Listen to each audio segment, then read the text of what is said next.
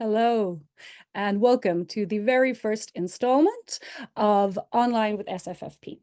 My name is Kathy Rose O'Regan. I am the Executive Director of SFFP, or to give us our full name, San Francisco Film Preserve. The San Francisco Film Preserve is a newly founded film preservation-focused organization based in San Francisco. Our mission is to restore, preserve, and provide access to the world's cinematic heritage, ensuring that films of all genres and eras remain accessible for future generations. Through education, advocacy, and collaboration, we aim to inspire a deeper appreciation for the art of film while safeguarding its cultural significance for years to come. While SFFP only began operations on October 1st, 2024, we've been very busy in our first few months.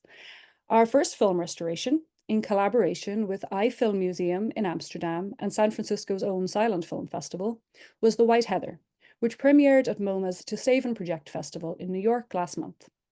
Restoration of The White Heather was made possible through the generous support of the National Film Preservation Foundation. We are currently restoring two feature films, Victor Fleming's Hula, starring Clara Bow, and Black Lightning, starring Clara Bow again, this time alongside Thunder the Marvel Dog. We are also working on the short film You Remember Ellen, which was shot in Ireland in 1912 and is supported by a grant from the Immigrant Support Programme of the Government of Ireland. We have a number of other very exciting restoration projects lined up this year, which we will be able to announce in the coming months.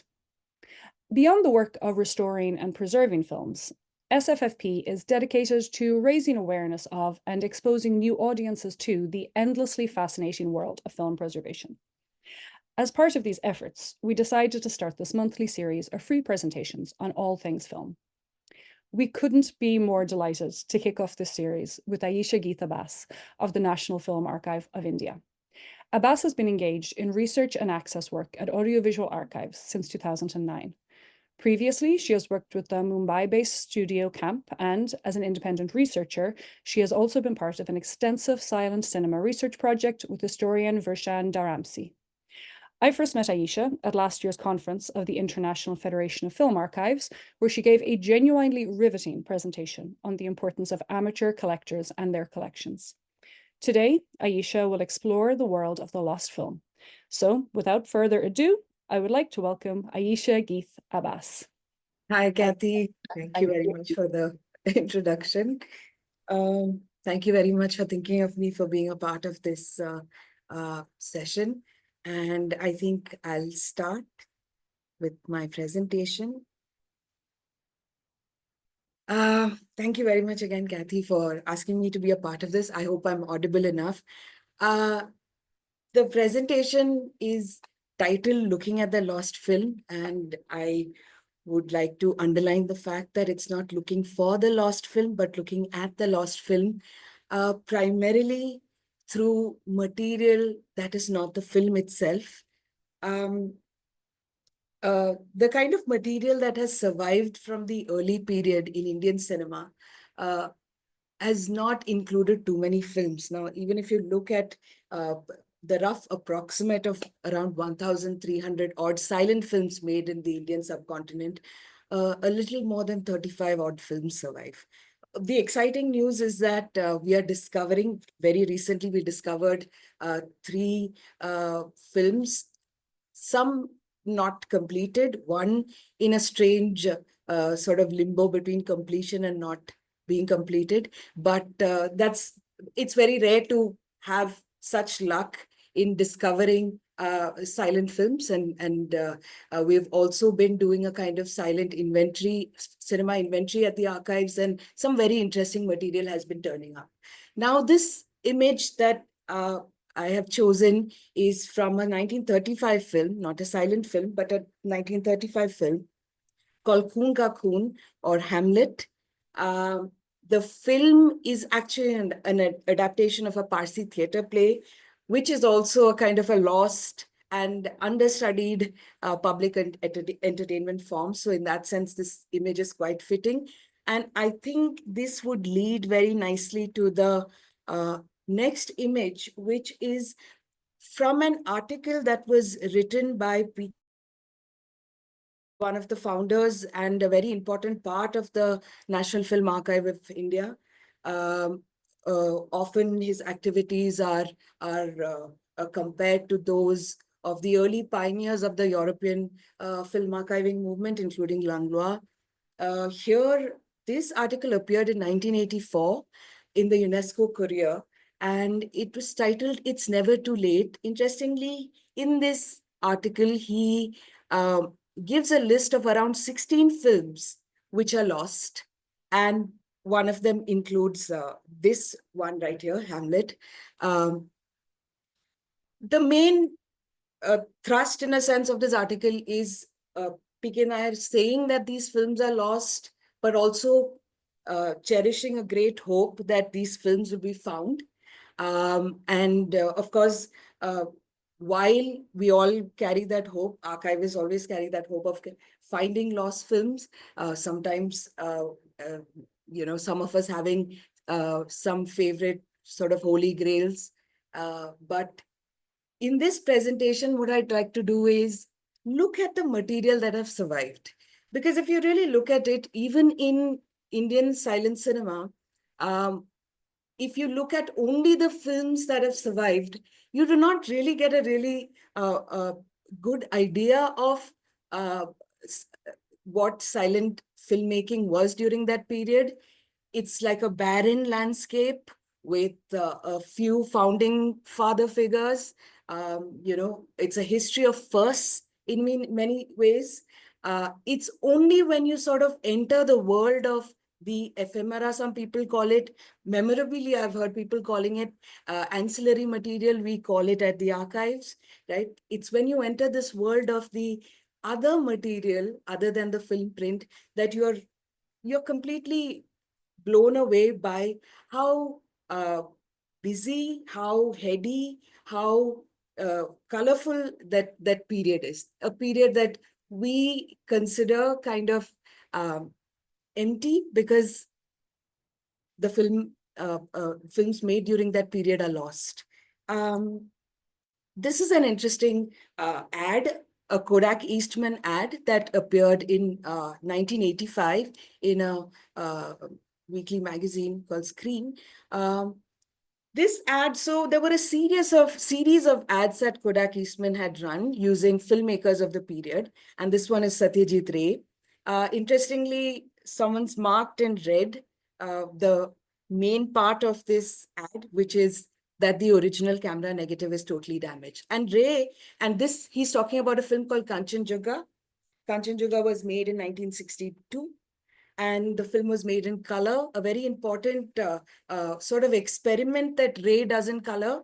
In this ad, he talks about how he uses color in the film, and he talks about the sort of the specialities of this particular raw stock, right? This particular Eastman color raw stock.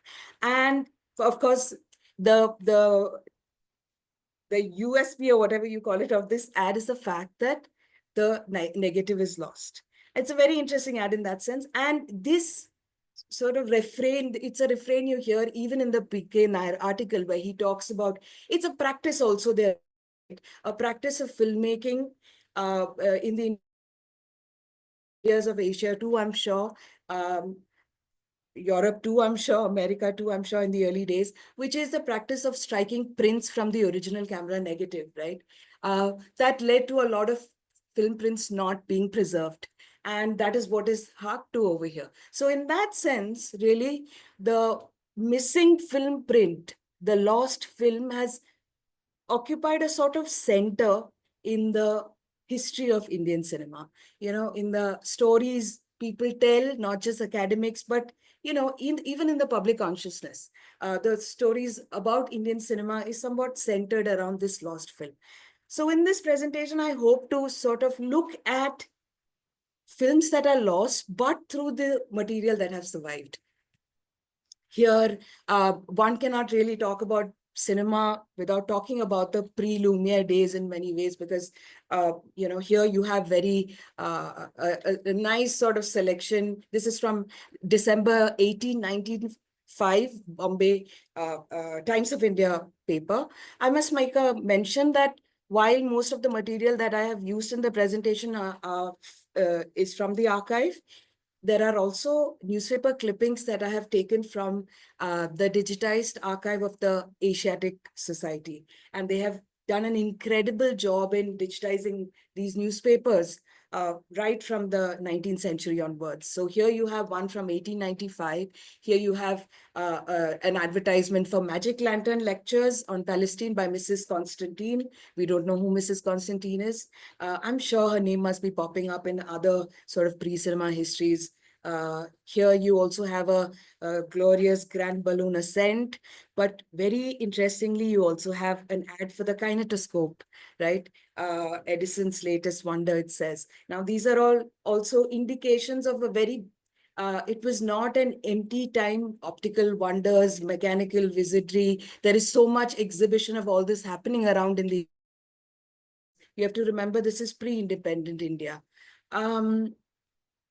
I would also then like to move on to our censor records. It's a very important source, the censor records in sort of cementing this fact that the first decades of the 20th century was not an inactive one when it comes to film viewing in the Indian subcontinent. And this is a perfect example of it. What you're seeing right now are these censor record pages from 1920. This was when the Bengal Board of, this is from the Bengal Board of Censors. Again, this fact illuminates another forgotten fact, which is that Calcutta was an important filmmaking center.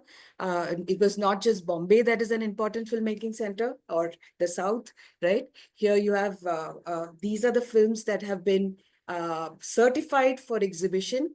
And you also see the sort of anxieties of the colonial government here. You have a note here on what needs to be deleted, omitted from the scene, and its crops are not short, harvests are abundant, yet food lies rotting, and warehouses that prices may be maintained by money-made profiteers, where gentlemen are baser criminals than those who have brought about such conditions. Well, I mean, the more you look at it, it opens up new lenses to view that era by. So this is another continuation of the censor records. Here you have Charlie Chaplin. Here you have to remember it was a highly cosmopolitan period, right? Also facilitated by all the colonial sort of expansions. And here you see Charlie Chaplin is a big hit. You have Andre Deed, then you have Machiste. All these figures are quite popular in the Indian subcontinent too. So serials too, the American serials, Pearl White, Eddie Polo, Zigomar. I'm sure I've read something about how Zigomar was very popular in Japan too. Here you have someone who has marked the Indian releases. You can see the Griffith. You can see Griffith. This is from 1920. So it's a late release, obviously, because I think Griffith was, Intolerance was made in 1916. So you have a great sort of list of the kind of films that were being released at the period. And just to give an idea of the amount of films that were certified just from May, right? So if you look at the first, it starts, the first number one is accorded on 21st May 1920. And by 30th December 1920, you have 4,255 films being certified, which is a large number. And this is for the Bengal audiences, right? In no way then can you imagine, can you even consider this period to be a sort of dead space with, very,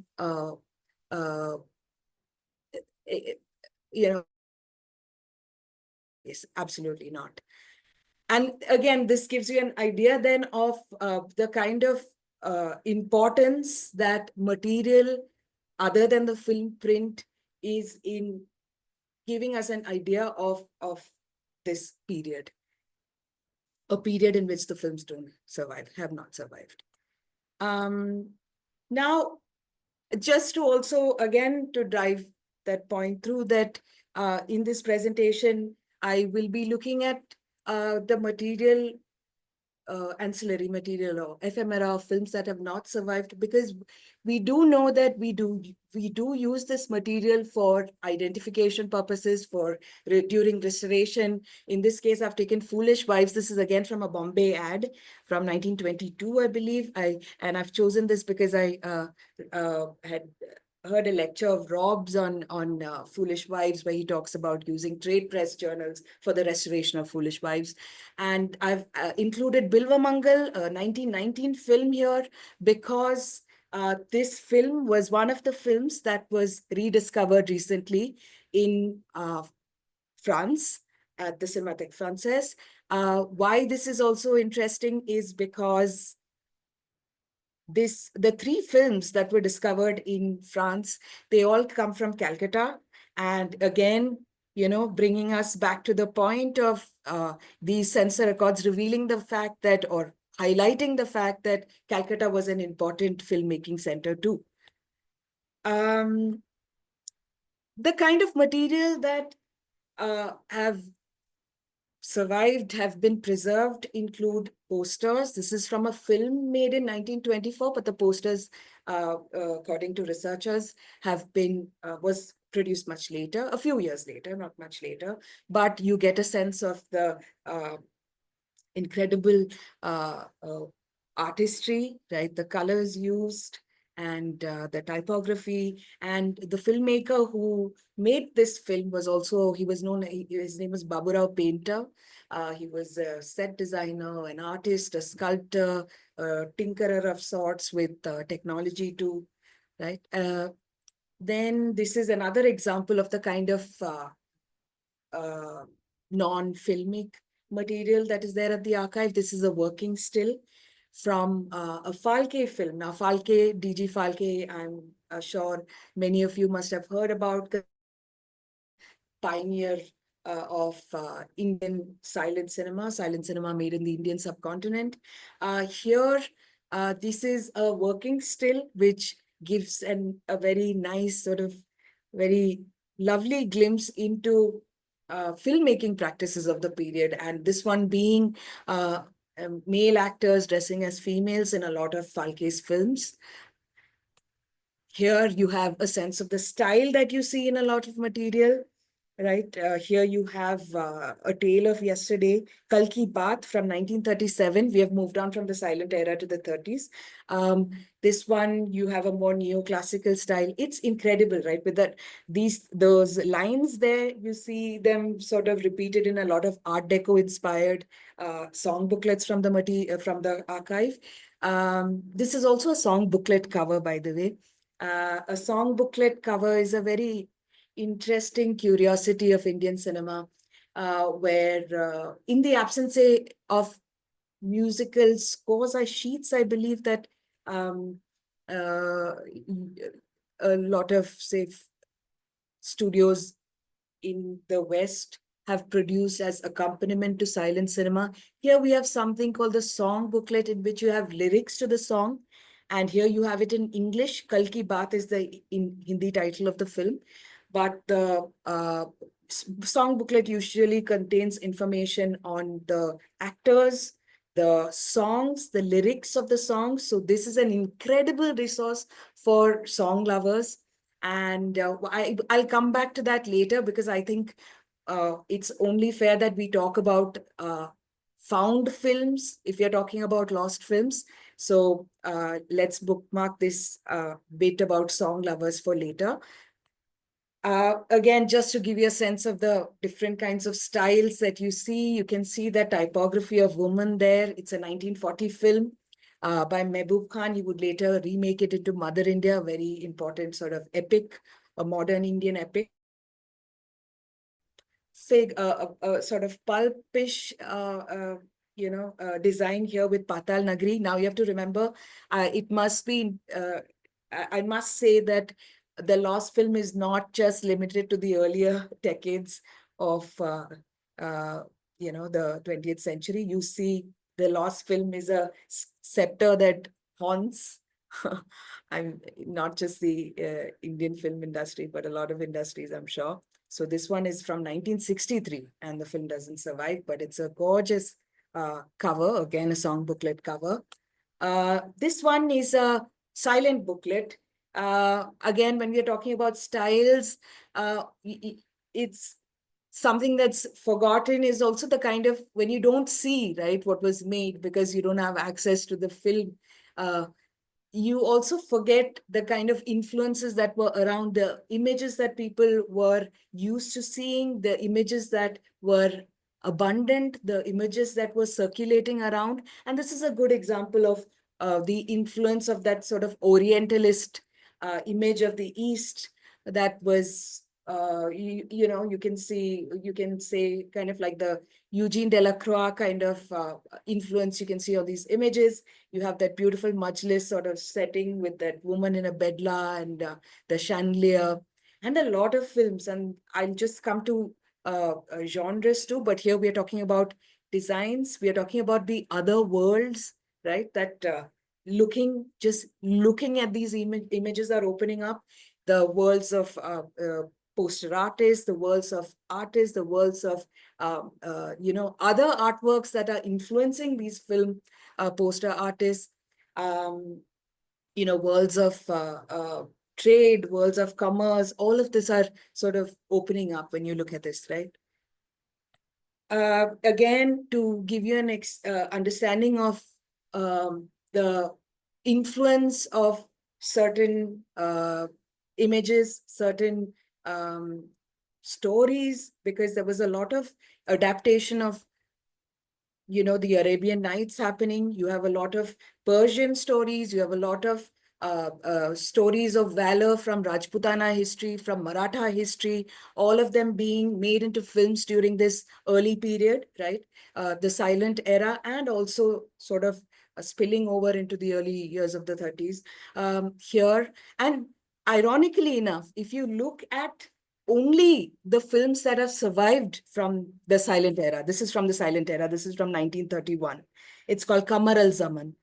It's based on that, on the tale from the Arabian Nights fantasy.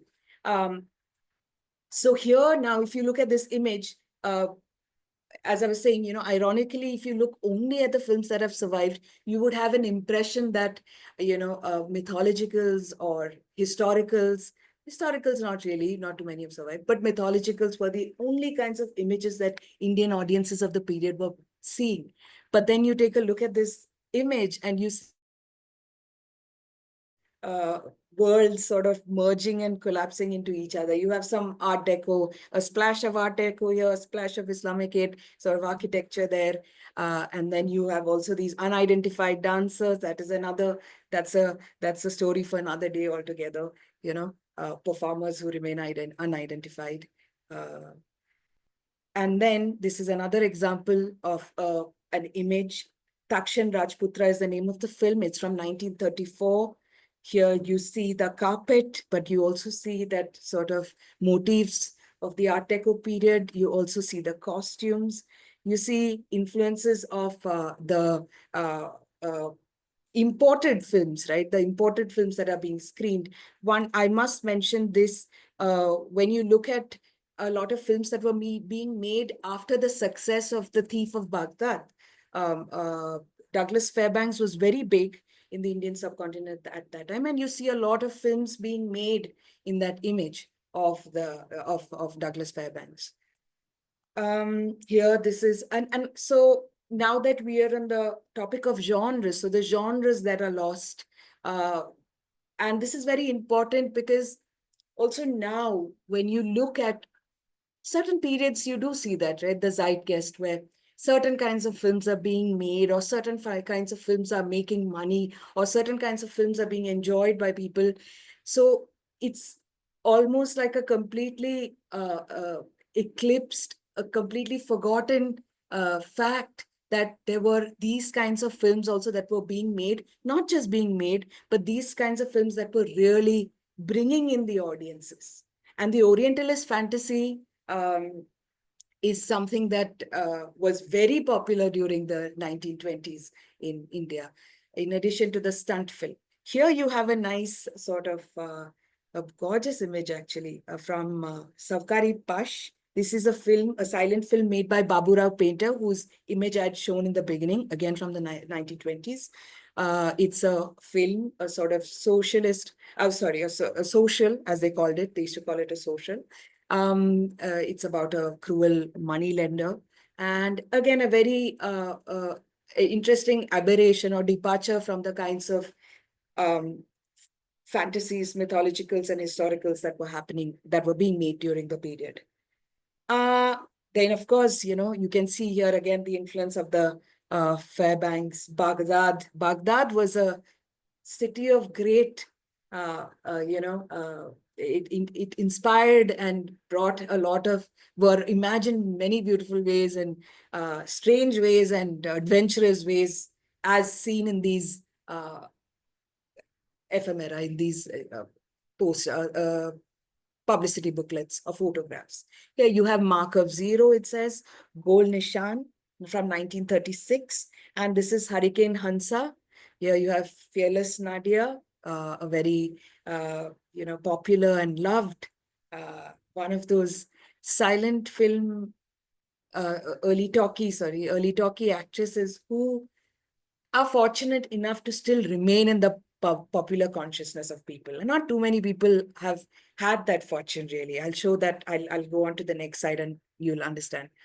Here you have Fearless Nadia in Hurricane Hansa.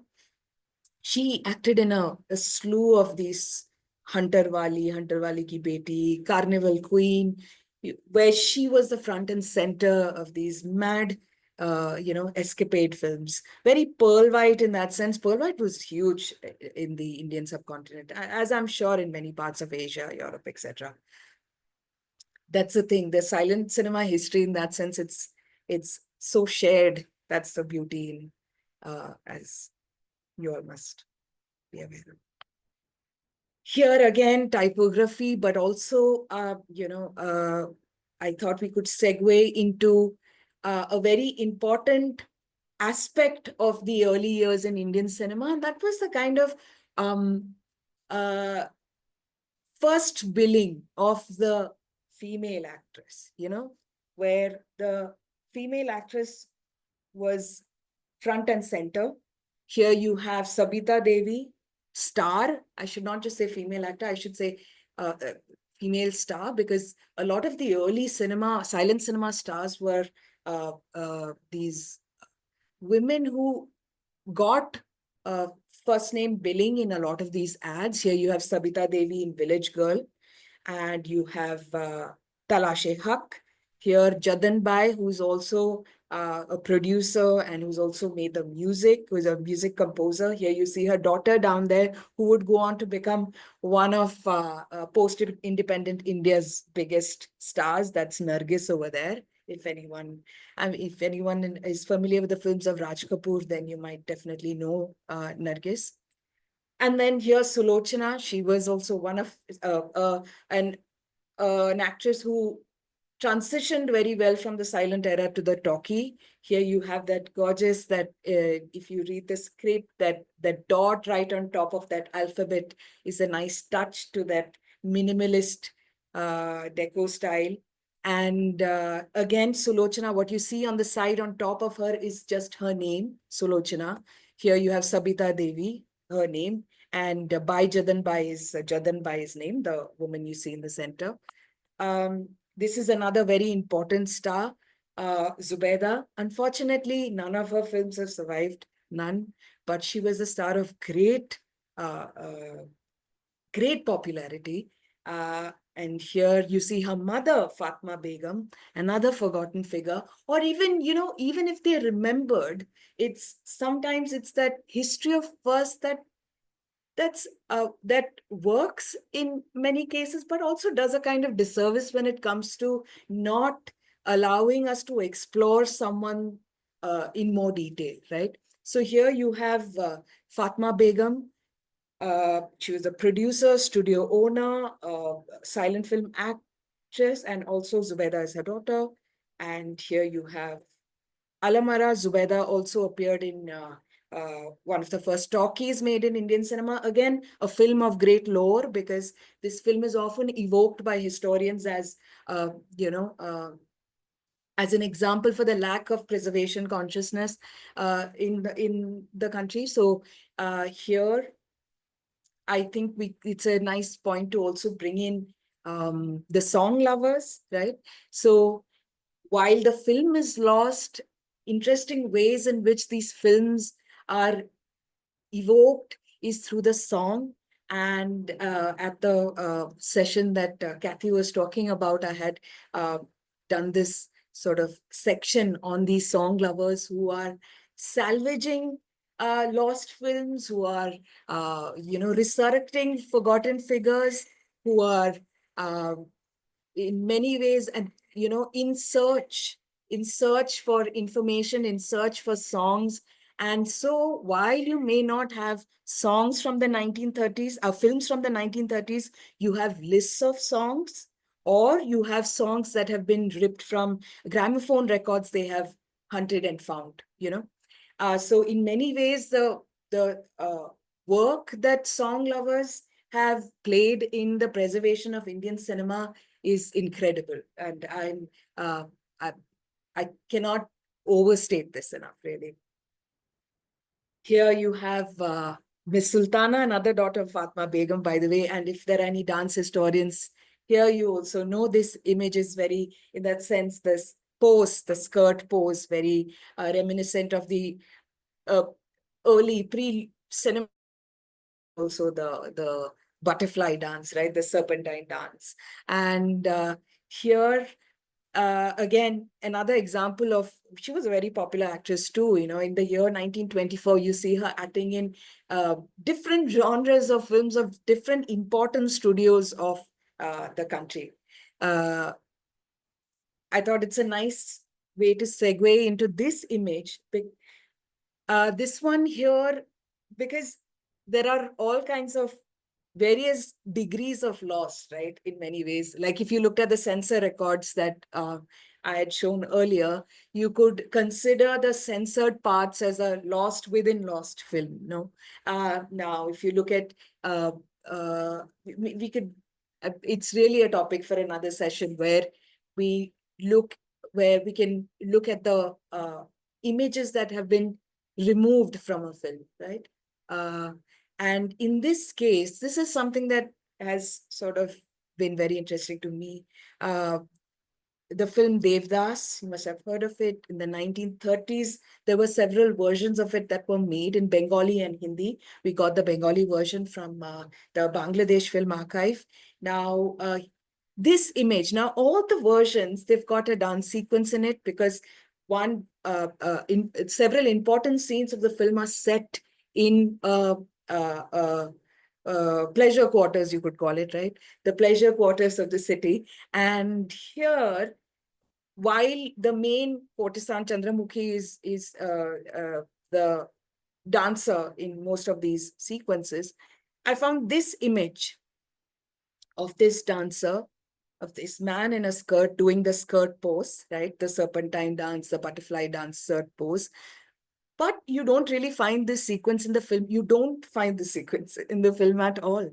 And again, so even with a film that survives, there are mysteries of the lost. And this is one such example. Now, if you look at it, there are also lost technologies.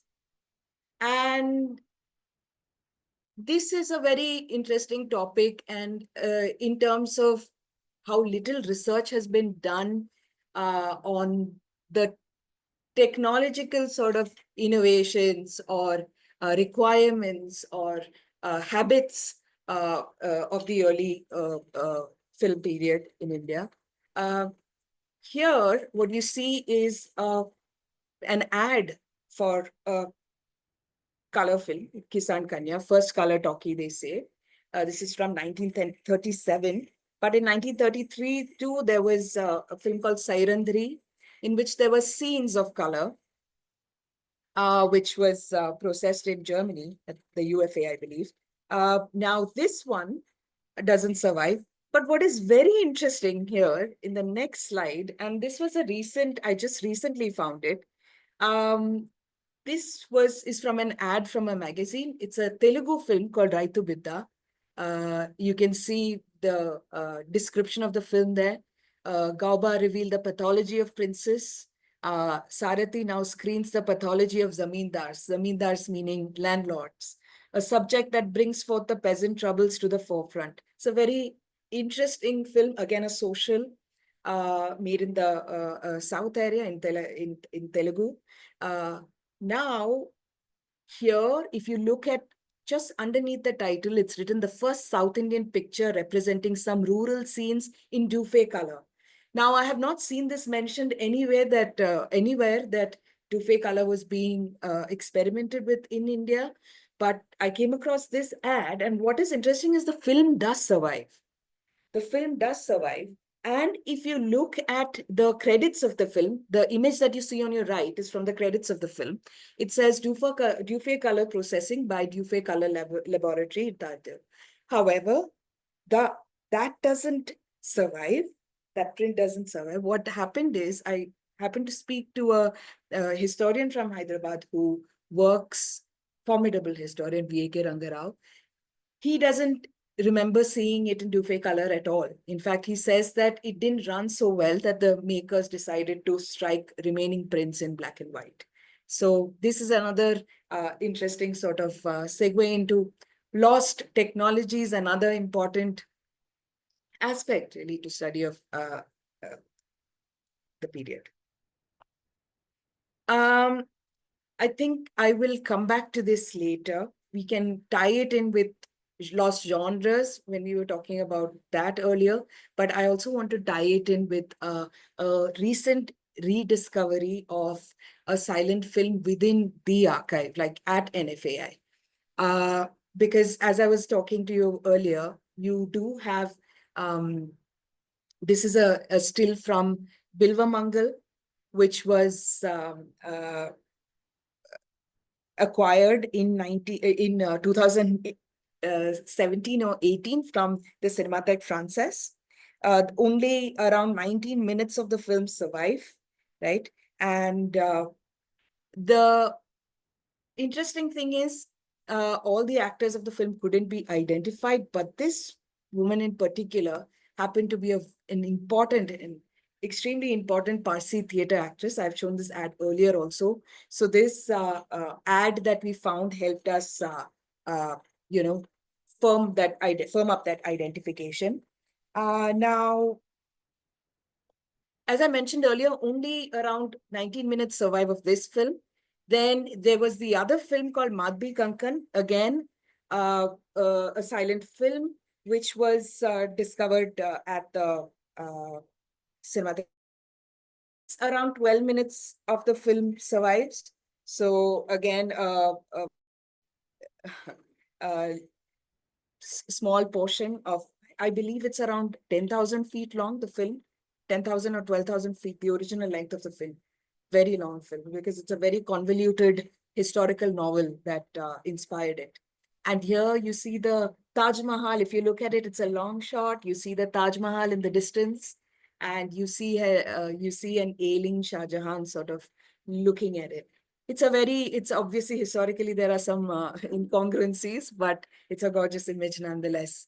12 minutes of this film. It's a very short portion that has survived from this film. There's also Behula, which was discovered in the Pathijaram Sido Foundation. That is an interesting case because we have been able to, there are 5 reels of the film that were discovered, and 4 of them could be beautifully sort of arranged to make narrative coherence. But there was one reel which was not making too much sense. And there's also conflicting reel lengths that we have found, 4,000 feet in one source, 7,000 feet in another source. So either it's more than complete or it's, not complete in that sense. Now I'll just end the session with a clip, and I'll tie it up with these 2 images from here. So this is a song booklet cover from industrial India or Nirala, Hindustan. See, another thing is when you look at this image, there are so many, so there is a depth of sociological information also that you can glean, right? There is also even looking at the languages here, you have Hindi, you have Urdu, you have English, right? What are the languages that they are using, and what are the audiences they are looking for? And but it's a deep dive into the ephemeral. The world of ephemera is so extraordinary in terms of the worlds it can open up. And I we could sit and talk for hours on this, but obviously I don't have too much time, and I'll just move on to the video clip. But just to give you a slight context to it. Now, what you see here, can you see the image of the woman weaving? This is a charkha, a very important symbol during the independence movement, right? Here you have a symbol of self-reliance, a symbol of Swadeshi. Gandhi was using it prominently in his attempt to reach audiences, and also to drive to the point of the need for self-sufficiency, the need to make your own, the need to be happy with your own, the need to be self-reliant. And this weaving device, for lack of a better word, the charkha played a significant role in that imagination of the nationalist movement. And you see it appearing in ads, you see it appearing in news items, but interestingly, it also appears in cinema in very sweet ways. Here you see, again, both these films don't survive, but you see the lady surrounded by factories. In the background, you see the lady weaving. You also see a very strange image of her tied up, but here you have Shanta Apte in Zamindar. This is from 1942. Industrial India is from 1938. Both these films don't survive, but here you have Shanta Apte at the charkha. And now I'll just go to the video that I want to show you. And just to give you a context, the film is Muraliwala from 1927. And the film was made by Baburao Painter. We have around 45 odd minutes of the film, right? It has been a very cherished film from the collection of the archive, and a very cherished, very important film when you look at the Indian film studies. Like, it has occupied a very important place in Indian film studies. But recently we came across a researcher who had come to the archives to work on Baburao Painter, led us to pulling out a lot of prints, which included this. And let me just stop sharing. Okay, great. All right. So now this seems to be an outtake, identified shot. It's part of several other bits that were in a couple of reels, threaded together in a couple of reels. Now this one, the setting is the same as Murliwala, which is it's a Puranic story, also called a mythological. It's from episodes from the life of Sri Krishna. Sri Krishna being a deity, a very beloved deity of many around the world. Now, this film is a very interesting one. It sort of explores the love story between Krishna and his older married lover, Radha.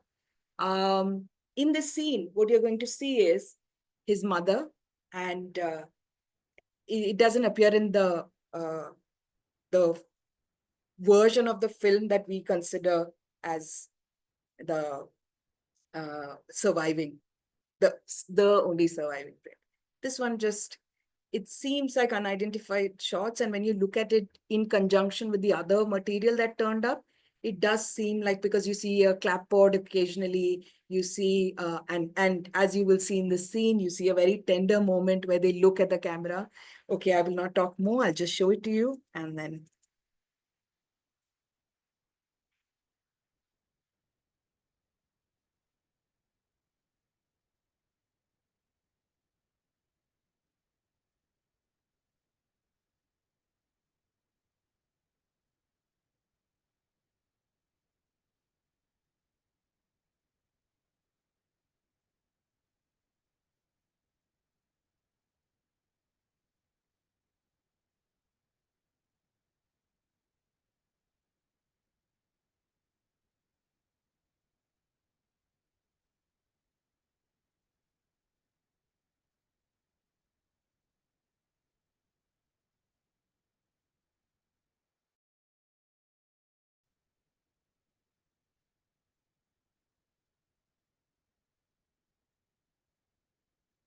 I think that's a nice moment to end it on, but just a second, I'll just, so the reason I showed that, I'll just show one more clip, and then, Kathy, just a second. Yeah.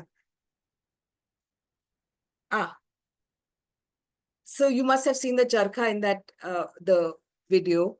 It's a mythological, so that sort of, it's not, what's the word for it? It's chronologically, it's not synchronous, but that moment in a mythological, you have this charkha sitting there as this defiant symbol, because as you might have looked at when you looked at the censor records, the colonial government was pretty strict with their what could be allowed for the natives to watch. And so in this space of the mythological, this lone symbol of the charkha is quite powerful.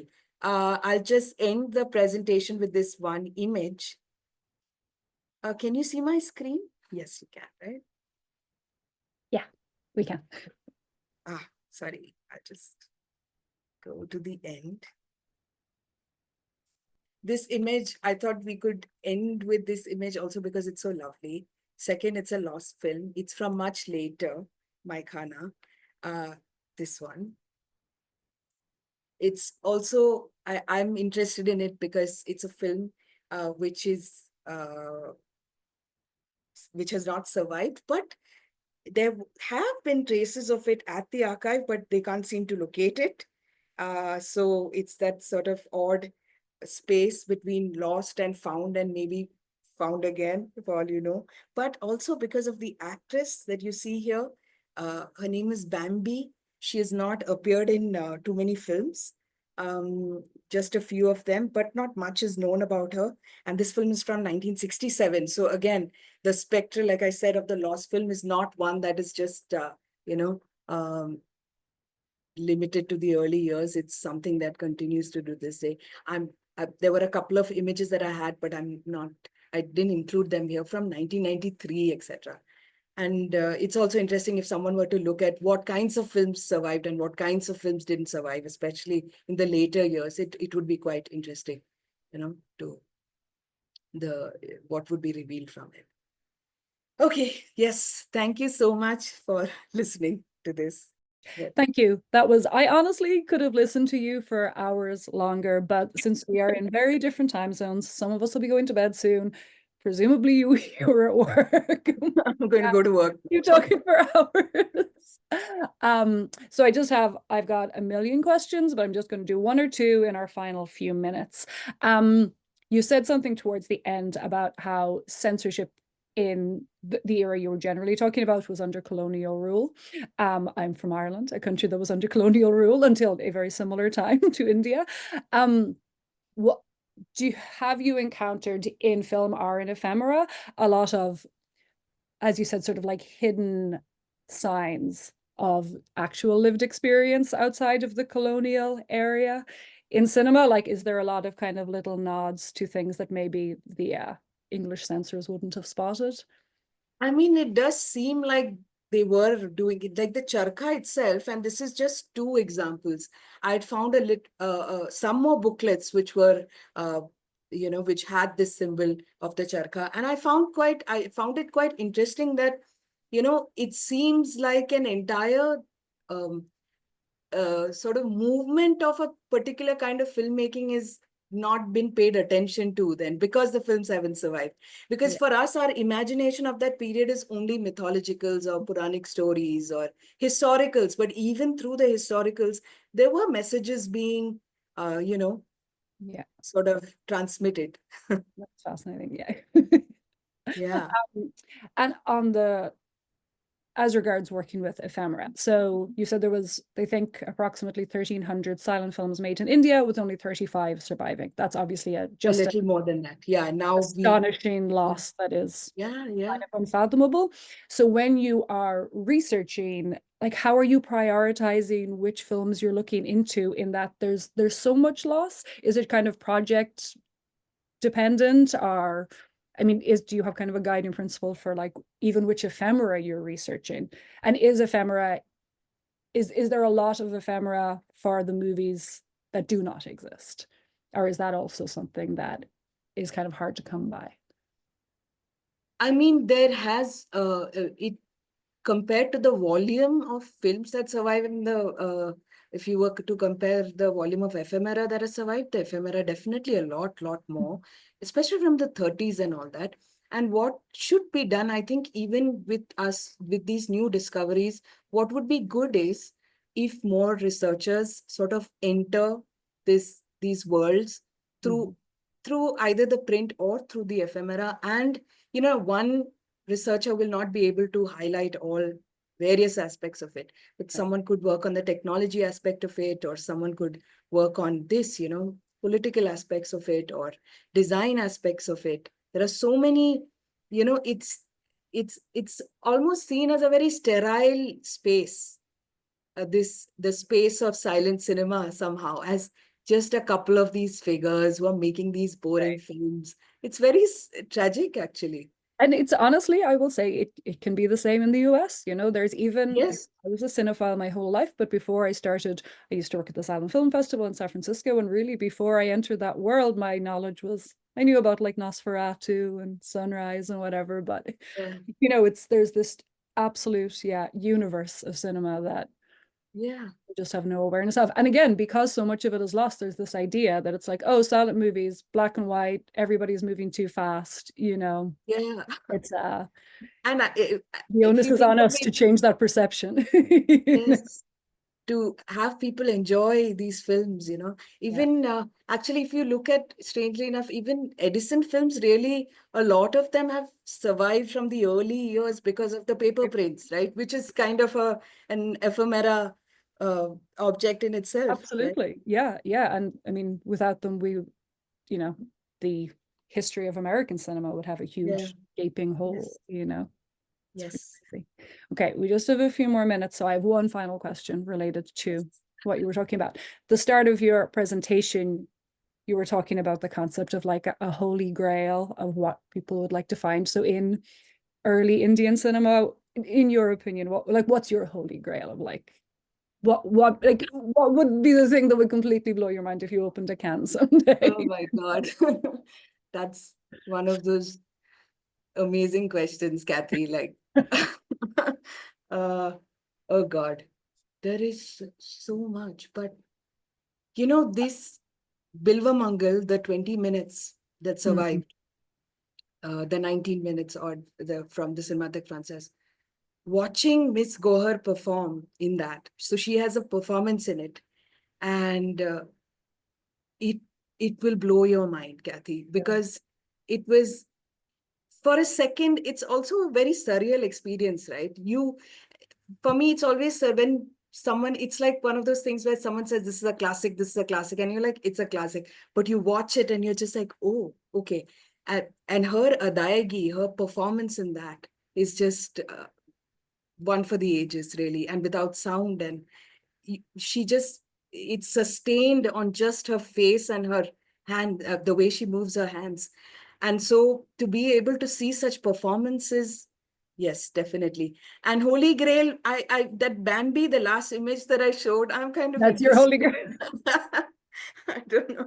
That image alone, though, is like, it's really magnetic. I mean, I want to know more about the film. I really Oh, do, just from that and one. I thought we began with an image of the haunted ghost of Yeah, Hamlet's father just with his a great. eyes closed, and then we end with this woman who is lost for now but will be found, but she's looking upwards. So Yes, there are excellent bookends, and that seems like an excellent place to finish up as well. Iyesha, thank you so much. thank you. Yeah, and Thank thank you. you Thank you for so joining much. us so early in the day on your Thank you. side of the world. Thank Really you. appreciate it. I've just got one or two quick notes. Oh, whoopsie daisy. One or two quick notes before we finish up. I would like to thank all of the people in attendance for taking the time to join us, the SFFP, and Iyesha today. If you would like to keep up with San Francisco Film Preserve, please follow us on Instagram, Facebook, or Blue Sky, where we are at SF Film Preserve. The next installment of Online with SFFP takes place on March 21st, when we will be joined by the staff of the Prelinger Archives presenting their staff picks from the truly incredible Prelinger collection. This event is not to be missed. You can learn more and register for the event by visiting filmpreserve.org. So that is it from us. Again, Iyesha, I cannot thank you enough Thank for you. being with us. Thank To you all guys for attendants. staying awake. And Thank you, thank you. And this session is being recorded and will be posted on our website in the coming days if you would like to share with others. Thank you all so much. Bye-bye.